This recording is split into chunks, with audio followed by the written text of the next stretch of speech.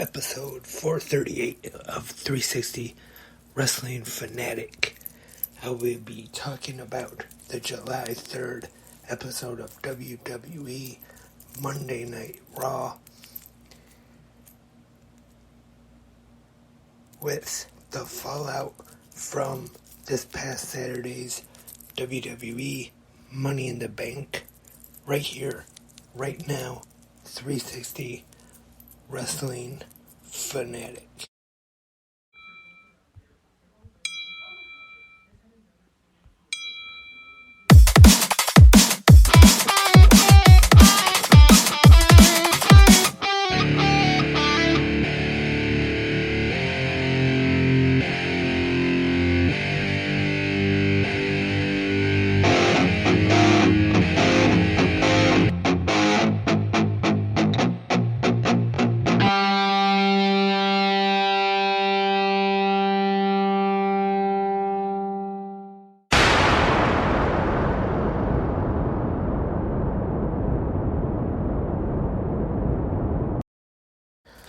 Welcome, wrestling fans, wrestling fanatics, I should say. Welcome to tonight's episode 438 of 360 Wrestling Fanatic. For everyone else who is everyone who is else, I can't talk. Hopefully I can get this out eventually. For everyone who is also in the United States, happy early 4th of the July, Independence Day, and also a few days late, I know, but also happy Canada Day to anyone in Canada who is listening, and for anyone else who in any other countries, happy whichever holiday it is there. If there's a holiday in your country these past few days, well, for everybody in London, hope everyone had a great Money in the Bank weekend. I guess you could say that's just like a holiday. Definitely not every day when England gets a WWE premium live event, and I would say pay-per-view, but they're PLEs now, and it's even been a while. I want to say since 2003 since they've done one of those exclusive UK pay-per-views that they used to do. I want to say the last one was Insurrection,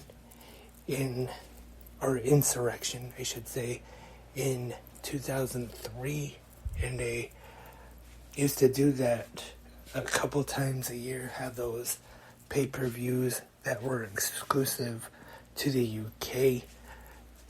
They used to be just a little after WrestleMania when they do the usual UK tour. The first one would be Rebellion, and then later on in the year when they go back they would do Insurrection. But like I said, it's been about 20 years now since they have done even one of those UK exclusive pay-per-views, and this is the first worldwide pay-per-view, I guess you could say, since SummerSlam 1992, and definitely a good time right now for pro wrestling fans in England, because in just a couple more months they've got, or actually maybe a little less than 2 months, I should say, August 27th, AEW All In from Wembley Stadium. And of course, now all the talk about John Cena wanting to bring WrestleMania to London. But let's get into the main topic for tonight's episode of the podcast, and that is tonight's WWE Monday Night RAW. And we were live from Baltimore, Maryland. Our commentators tonight, Kevin Patrick and Corey Graves. And we start things off with the World Heavyweight Champion, Seth freaking Rollins. And the crowd still doing the sing-along with his theme song. I know I've talked about this on the podcast before, and first couple times I thought it was pretty catchy that they sing along with the theme song, but maybe it's just me, but it got kind of a little aggravating pretty quick. And now just, what's that saying, like fingernails on a chalkboard. And probably like how my voice is for some people, I'd probably say. And then we see the American Nightmare Cody Rhodes come out. Thought he was gonna get in the ring, maybe challenge Seth Rollins for the World Heavyweight Championship. SummerSlam just around the corner here in Detroit. But instead, we see the return of Brock Lesnar, which, when I think about it, shouldn't be a surprise now that we're getting close to SummerSlam. And he attacks Cody. They brawl, they go into the ring. Seth Rollins exits, and Cody Rhodes ends up coming back, hits him with a Cody Cutter, and Brock retreats. And then we go to break, and when we come back, the World Heavyweight Champion Seth Rollins is still in the ring. And then we see the Judgment Day. 3 members of the Judgment Day, I should say. Dirty Dom, Dominic Mysterio, Mommy Rhea Ripley, and Senior Money in the Bank, Damian Priest. And Rollins calls out the fact that Finn Balor isn't with him. And a match is made for later tonight on Raw. Seth Rollins will take on Dominic Mysterio. And Rhea Ripley once again did the thing where she whispered in Dominic's ear.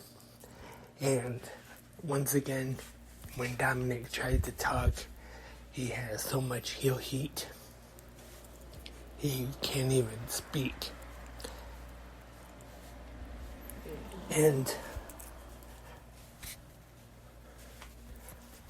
that match is a little later on. But first, we have Damian Priest in action.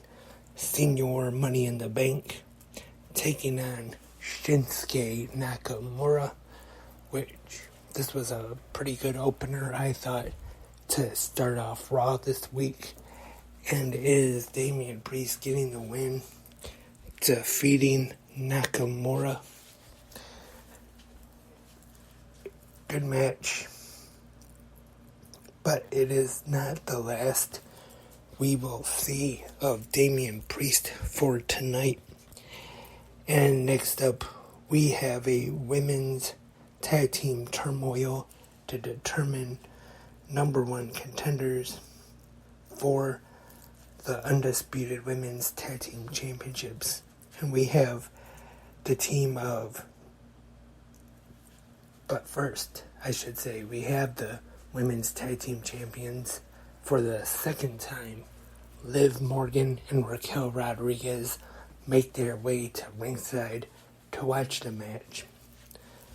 And it is Chelsea Green and Sonya Deville starting it in the ring with Nikki Cross and Emma.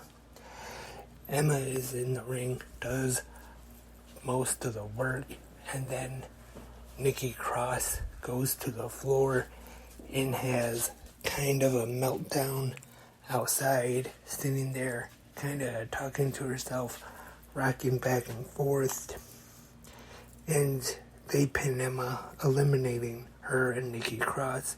And next up, Dana Brooke and Tegan Knox, which once again Green and Deville advance, and Kaden Carter and Katina Chance, and they advance once again. And the final team in this tag team turmoil match, Indy Hartwell and Candice LeRae, and the winners of tag team turmoil, Chelsea Green and Sonya Deville, to get the number one contender spot for the Undisputed Women's Tag Team Championships. We have a 6-person tag team matchup next. The Alpha Academy, Chad Gable and Otis, teaming with Maxine Dupree, take on the Viking Raiders, Eric and Ivar, and Valhalla. And this one, not bad, but until Maxine Dupree and Sarah Logan get, or Valhalla as her name now, and she not too great, and Otis tries to get her to go for the worm, which, let me just say, she's definitely no Scotty Too Hottie when it comes to doing the worm, but she gets cut off by Valhalla, but she is able to get a pin on Valhalla, scoring the win for herself and the Alpha Academy. And next up, the Women's World Championship is on the line. Judgment Day's Rhea Ripley defending against Natalya Neidhart. And these two have a really good match, I thought. And of course, these two in there, that's what you would expect for them to have a good match. And I thought it was pretty good. TV match anyway. I don't know if I would say it was a 5-star classic or anything, but it was still a pretty good match. And Rhea Ripley picks up the win to retain the title, and Raquel Rodriguez and Liv Morgan kind of come out to comfort her, I guess you could say, and they might be continuing the storyline where Natalya kind of starts to doubt herself and wonders if she still has it anymore. And next up, the original bro, Matt Riddle, defeats Giovanni Vinci, scoring the win here. I don't know if this necessarily means anything or not, but could possibly set up for another Intercontinental Championship match. Riddle versus Gunther. I wouldn't doubt it. And the main event of the evening, Seth freaking Rollins taking on Dominic Mysterio, and Rollins gets the win via disqualification. And then after the match, Rollins is down in the ring, and Dominic tells Damian Priest to take his chance and cash in the Money in the Bank and beat Seth Rollins for the World Heavyweight Championship. Priest gets the briefcase, looks like he is going into the ring to cash in. And when he gets in the ring, Rollins is stirring, getting back up to his feet. But then Finn Balor makes his first appearance on tonight's show and attacks Seth Rollins. And when he does that, that knocks Rollins into Damian Priest, knocking him off the apron. And no cash-in as a result of this. And then after Damian Priest and Finn Balor start to argue, Balor says he would be the world champion if it wasn't for him. So they are teasing more problems in Judgment Day. And I've talked about this not too long ago, right here on 360 Wrestling Fanatic. If they do a Judgment Day split, I want to see them. They can go right ahead and have Damian Priest and Finn Balor can separate them, but definitely they should not separate Dominic Mysterio and Rhea Ripley right now, because right now they are so good together and they just work really well together. The way Ripley whispers in his ear and then the way she talks for him, sometimes I think those two should definitely stay together, even if they separate them from Damian Priest and Finn Balor and have them two feud.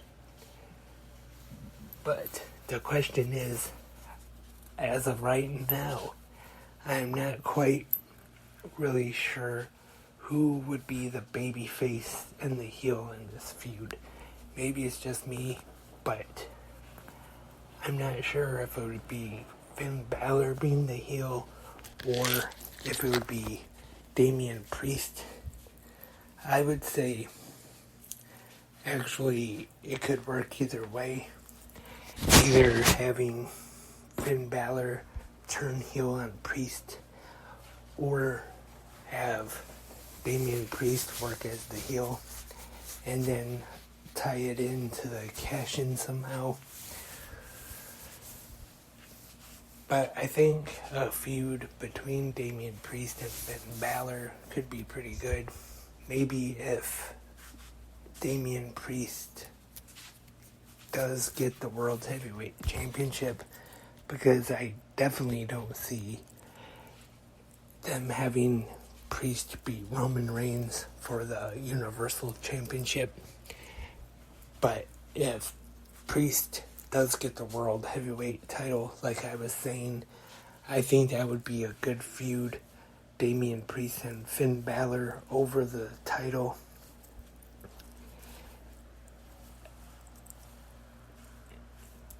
And now we have Brock Lesnar back, which I've even said after the last match at Backlash,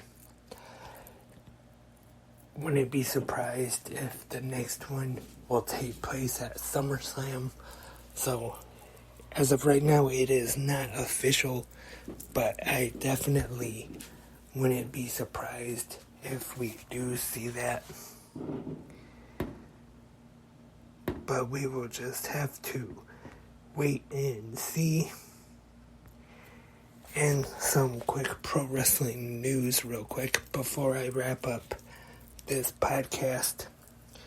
Last Friday night's Rampage, featuring the ROH World Championship match, got the largest audience for Rampage since April.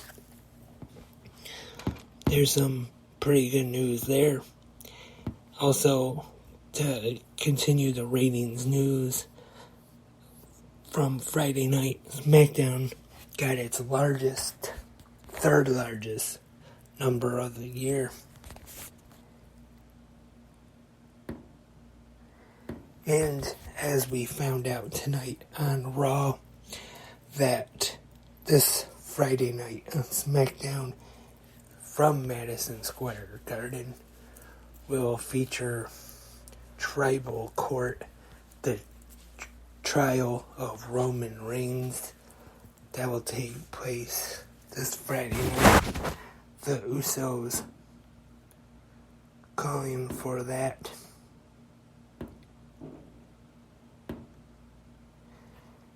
And if you're a subscriber to Honor Club, this year's Ring of Honor's Super Card of Honor is now available on there to watch on demand at any time. So in case for some reason you haven't seen it yet, I definitely recommend it. It was a really good show this year from WrestleMania weekend. And that's all of the news I have right now. But before I go, just a quick recommendation. The podcast McGuire on Wrestling, hosted by Mike McGuire. His latest episode, he has an interview with PCO, Perfect Creation 1, who's currently working for Impact Wrestling right now and has been doing very well. Had that really good match with Steve Macklin. And good interview. I recommend that. And as usual, like he does every week, he talked to Dave Meltzer. So if you haven't heard the McGuire and Wrestling podcast just yet, I definitely recommend listening to it every Sunday is when it drops. Good podcast. Now that Mike McGuire is on his own for about a year or so, he hosted Sunday night's main event after Jason Agnew left. He did a really good job on there, and now he's on his own. And I definitely don't mind plugging and talking about other podcasts on here. And that's all for this episode of 360 Wrestling Fanatic. Thank you everyone for tuning in tonight. If you have any questions or comments, or if you want to leave your feedback to tonight's Monday Night RAW,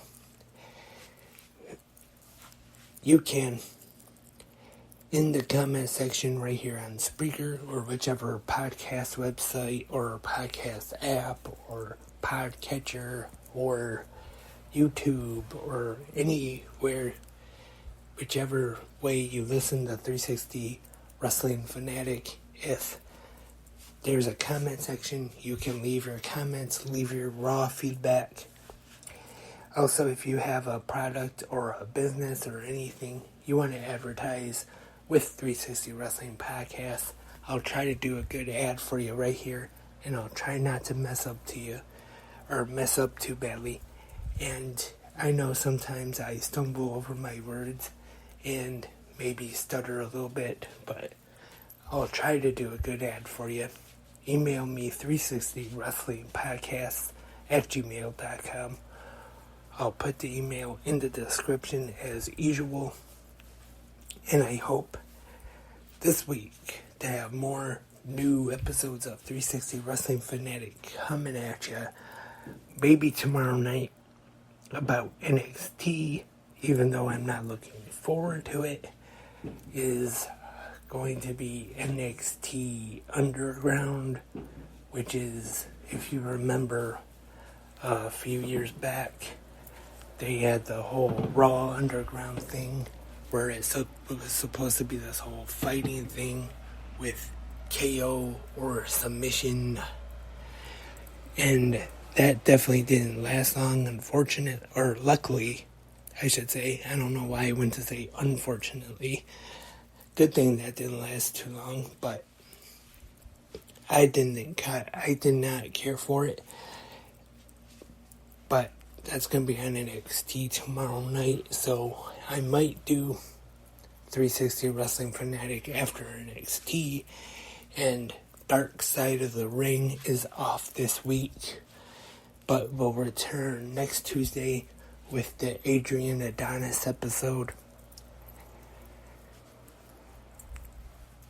But once again, that is all for this episode of 360 Wrestling Fanatic, episode 438. I will talk to everyone tomorrow morning for the Tuesday episode, 4th of the July episode of Good Morning Wrestling Fans. But until tomorrow morning, I am Lance, and I am a wrestling fanatic.